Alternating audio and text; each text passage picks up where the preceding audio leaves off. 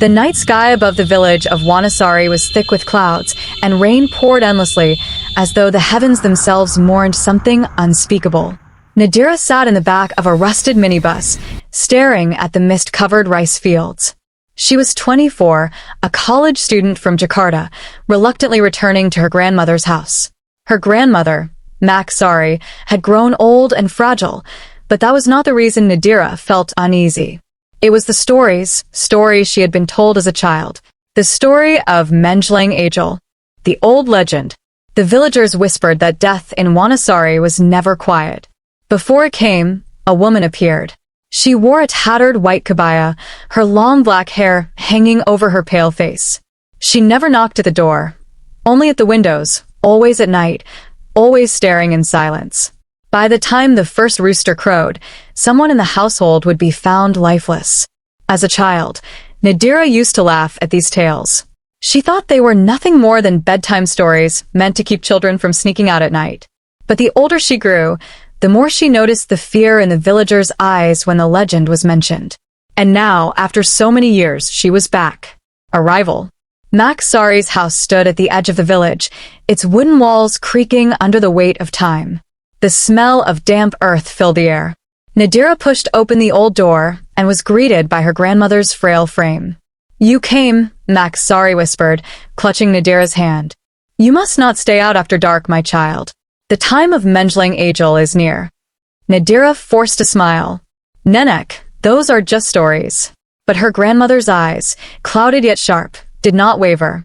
"No, Nadira. The pale woman is real. I have seen her." First night. That night, Nadira lay awake, listening to the rain. At first, it was the ordinary sound of water dripping from the roof. But then, another sound joined in. Talk, talk, talk. Her heart froze. Someone was knocking on the window. Slowly, she turned her head toward the sound. There she was. A woman, drenched from the storm, stood outside the window. Her face was as pale as a corpse, her eyes wide and unblinking. Strands of wet black hair clung to her cheeks, and her lips moved as though whispering something. Nadira stumbled back, choking on her breath. Who are you?" The woman tilted her head, the motion unnatural, as though her neck bones cracked with each movement. Her bony finger lifted, pointing directly at Nadira. And then she was gone. A death in the village. The next morning, Nadira awoke drenched in sweat. She tried convincing herself it had been a dream. But when she stepped outside, the truth struck her. The villagers were gathered around a house 2 doors down. Wailing echoed in the damp morning air. A man named Pak Hassan had died in his sleep. The woman was seen again. One of the neighbors whispered. "She stood at his window," said another. Menjlang Angel. Nadira's blood ran cold. The figure she had seen, was it the same? Her grandmother pulled her close. "Do not speak of it. The more you acknowledge her, the closer she comes." But it was already too late. The image was burned into Nadira's memory. The forbidden diary. That evening, curiosity gnawed at Nadira. While her grandmother napped, she searched the old chest in the corner of the room. Beneath layers of cloth, she found a diary, its pages brittle with age. The writing belonged to her grandfather, whom she had never met.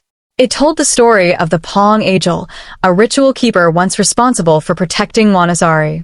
According to the diary, every 7 years, the villagers had to perform a ritual sacrifice, one life given, willingly, to satisfy the pale woman. In exchange, she would leave the village untouched. But when the ritual stopped, the curse returned. The whispers did not stop. Nadira clutched her grandmother's trembling hands as the air grew heavy with the smell of damp soil and blood. "Don't look at her, don't answer her," Maksari whispered. But her words broke into sobs, and she collapsed onto the floor. Nadira dragged her grandmother to bed, tears streaming down her face. She wanted to believe this was just her imagination, but the pale woman was too real. That night, Nadira refused to sleep. She sat beside her grandmother, clutching a candle. Shadows danced on the wooden walls. Hours dragged on. And then the candle went out. The second death. Morning came with dreadful news. Maksari had passed in her sleep. Her eyes were open, wide with fear, as if death had come while she was staring at something. The villagers wailed in mourning, but Nadira could barely stand. She had watched over her grandmother the whole night, but somehow death had taken her silently. When the women of the village prepared the body, Nadira noticed something strange. Faint bruises around her grandmother's wrists, as if someone had held her down. Whispers spread quickly. The pale woman pointed at her. She claimed her soul. Nadira wanted to scream. She wanted to deny it.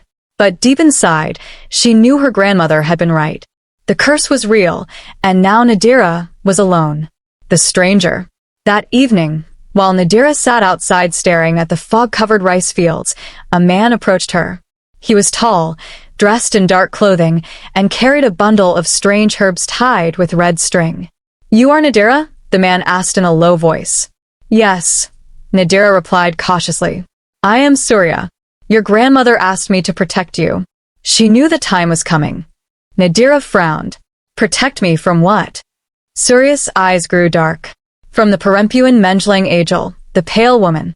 She feeds on souls. And she has already marked you." Nadira's blood froze. "She pointed at me," Surya nodded grimly. "Then it is only a matter of time." Unless he pulled a small dagger from his bag. Its blade was blackened, etched with old symbols. "Unless you complete the ritual your ancestors abandoned. The ritual of blood."